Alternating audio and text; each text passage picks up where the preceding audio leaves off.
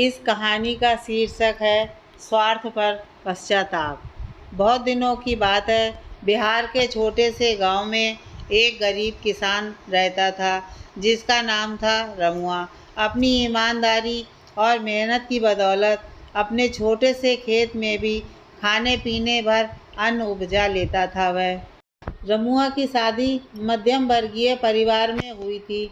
उसकी पत्नी देवंती दिखने में सुंदर तो थी, लेकिन बहुत चतुर और लालची स्वभाव की थी। रमुआ इतना सीधा साधा था कि वह अपनी पत्नी की बेवकूफ़ी को उसकी समझदारी समझ बैठता था। रमुआ को तोता और चिड़ैया पालने पोसने का बहुत शौक था। उसकी झोपड़ी में 8 पिंजड़े थे।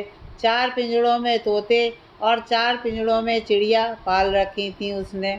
रंग बिरंगी चिड़ियों को देखकर उसका मन मयूर नाच उठता था।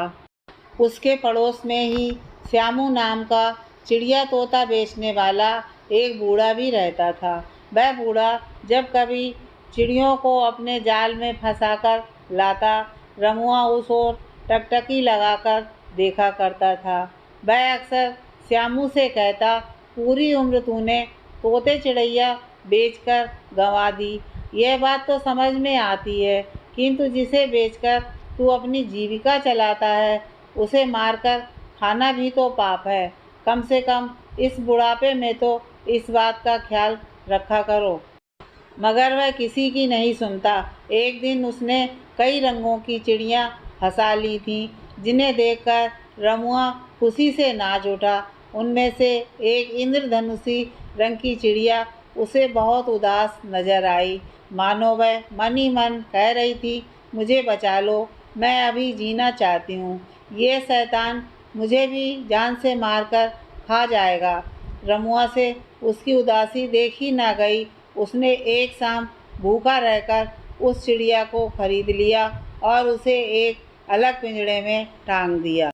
उस रात रमुआ सपने में उस इंद्रधनुषी चिड़िया को देखकर हैरान रह गया। चिड़िया रमुआ से कह रही थी, तुमने मुझे बचाकर मुझ पर बहुत बड़ा एहसान किया है। मैं इंद्रलोक की अप्सरा हूँ।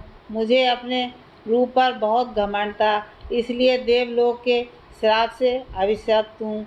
चिड़िया थोड़ी देर रुककर आगे बोली, तुम रोज़ मुझे चांदी का दाना खिलाया करोगे तो मेरे पंख सोने के हो जाएंगे, जिन्हें बेचकर तुम धनवान बन सकते हो।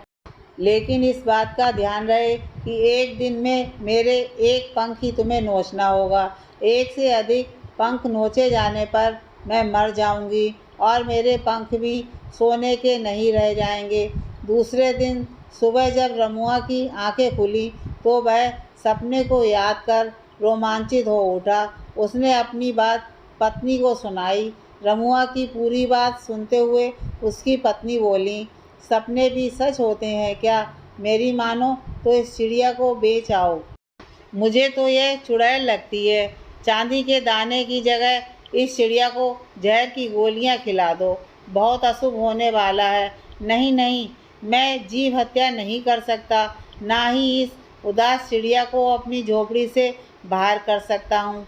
मैं एक शाम भूखा रहकर पैसे इकट्ठे कर लूँगा और तब उसे चांदी के दाने जरूर खिलाऊंगा। रमुआ की जिद के आगे पत्नी देवंती की एक न चली। जब कुछ पैसे इकट्ठे हो गए तब रमुआ ने उदास चिड़िया को चांदी के दाने खिलाने शुरू कर दिए। कुछ ही दिनों में चिड़िया के पंख सोने के हो गए। रमुआ और देवंती अचंभित हो गए। वह रमुआ को अब समझदार समझने लगी। धीरे धीरे रमुआ के पास काफ़ी धन इकट्ठा हो गया। झोपड़ी की जगह महल खड़ा हो गया। ये किस्सा पूरे गांव में आग की लपटों की भांति फैल गया। फिर क्या था, लोग सोने के पंख वाली चिड़िया को लाखों रुपए में खरीदना चाहते थे, मगर रमुआ लालची नहीं था। वह किसी के प्रलोभन में नहीं आया। श्यामू चिड़ी मार को जब ये सारी बातें मालूम हुई तब उस चिड़िया को एक रात चुराकर अपने घर ले आया। उसने भी चांदी के दाने खिलाने शुरू कर दिए। सोने का पंख प्रतिदिन पाकर उसके भीतर का लोभ बढ़ता चला गया।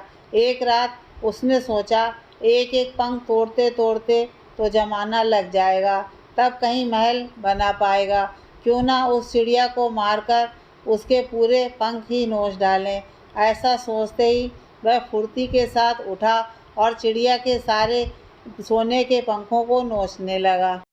एक से अधिक पंख के टूटते ही सोने की चिड़िया ने प्राण त्याग दिए और सारे सोने के पंख लोहे के बन गए।